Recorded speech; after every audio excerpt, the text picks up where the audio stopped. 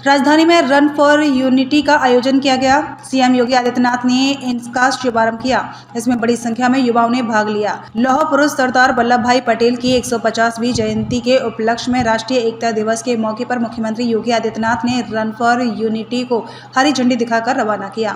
पास कालीदास मार्ग से केडी सिंह बाबू स्टेडियम तक आयोजित इस दौड़ में सैकड़ों युवाओं, बच्चों और आम नागरिकों ने पूरे जोश के साथ भाग लिया। इस दौरान सीएम योगी ने दौड़ में शामिल छोटे छोटे बच्चों से मुलाकात की और उन्हें चॉकलेट वितरित कर प्रोत्साहित किया। आरोग्यता समाज के विकास की पहली शर्त, सीएम योगी।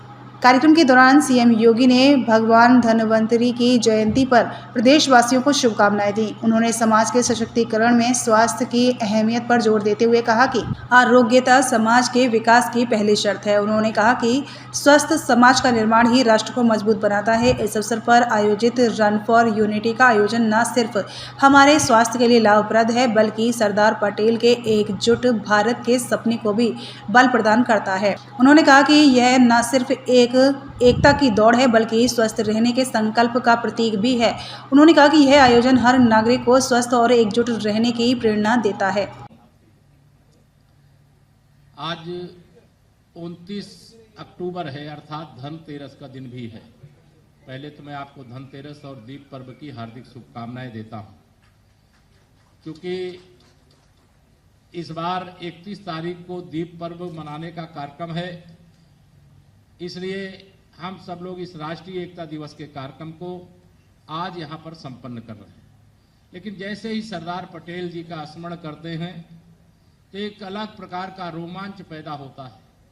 हम लोग तो उस समय पैदा भी नहीं हुए थे, लेकिन उनको जो पढ़े हैं, उनके बारे में जो जानते हैं, मैं यह मानता हूं कि अगर देश के पहले प्रधानमंत्री सरदार वल्लभ भाई पटेल बने होते तो विश्व के मानचित्र में पाकिस्तान का नाम ही नहीं होता, आतंकवादियों को पैदा करने वाली फैक्ट्री ही नहीं होती, जम्मू कश्मीर में धारा 370 का रोग नहीं लगता, भारत में तुष्टीकरण की राजनीति जन्म ही नहीं लेती और राष्ट्र की एकता की इतनी मजबूत नींव पड़ जाती कि जैसी नींव आज माननीय प्रधानमंत्री श्री नरेंद्र मोदी जी के नेतृत्व में एक भारत श्रेष्ठ भारत के लिए पड़ रही है, राष्ट्र की एकता के लिए दौड़ने को लेकर के रन फॉर यूनिटी के माध्यम से पड़ रही है। जिस प्रकार से आज देश में एकजुटता का एक भाव पैदा हो रहा है, यह भाव सरदार वल्लभ भाई पटेल जी के अंदर था। उनकी जन्म जयंती पर मैं उनको नमन करता हूं, संकल्प लेता हूं। हम सब लोग मिलकर के संकल्प लेते हैं कि सरदार पटेल जी के जो स्वप्न थे उसको साकार करने के लिए जो भी करना पड़ेगा वह सब हम लोग मिलकर के करेंगे, क्योंकि देश से बड़ा कोई नहीं होता है और देश के लिए हम सब दौड़ने जा रहे हैं। और इस दौड़ के कार्यक्रम को सफल बनाने के लिए यहाँ माननीय मुख्यमंत्री जी हैं, वह संबोधन करेंगे। बहुत लंबी बातें करना, बच्चे देर से खड़े हैं।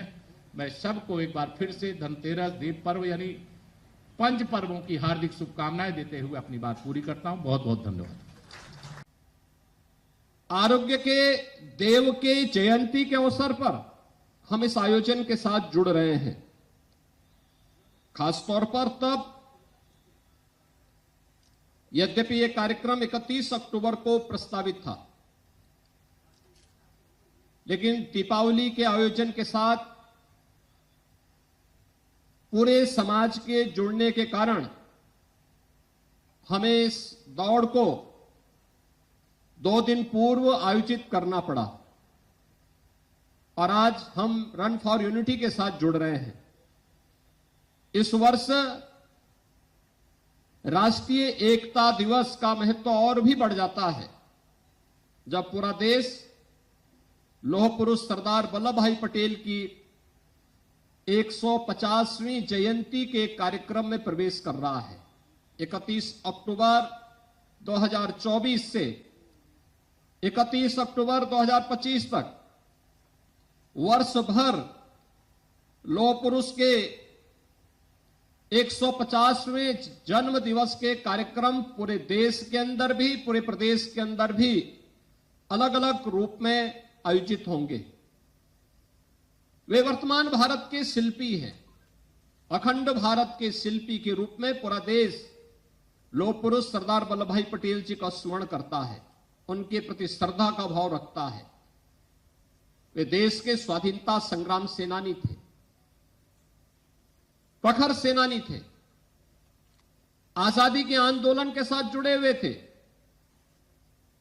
और जब 1947 में भारत स्वतंत्र हुआ तो स्वतंत्र भारत में जो ब्रिटिश सत्ता भारत को अलग अलग भागों में बांटना चाहती थी, उस षड्यंत्र को बेनकाब करने और देश के अंदर तमाम उन 563 से अधिक रियासतों को, जिनमें बहुत सारी रियासतें ऐसी थी जो भारत गणराज्य में मिलने को उस समय तैयार नहीं थी, लेकिन अपनी सूझबूझ से, अपने दृढ़ प्रतिज्ञ भाव के कारण अंततः चाहे वह जूनागढ़ का नवाब रहा हो या फिर हैदराबाद का निजाम, इन सबको भी सरदार वल्लभ भाई पटेल के दृढ़ प्रतिज्ञ के सामने नतमस्तक होना पड़ा था और ये सभी क्षेत्र भारत गणराज्य के हिस्से बने।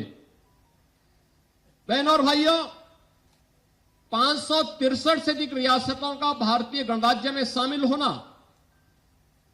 और अखंड भारत का ये स्वरूप आज जो हम सबके सामने है,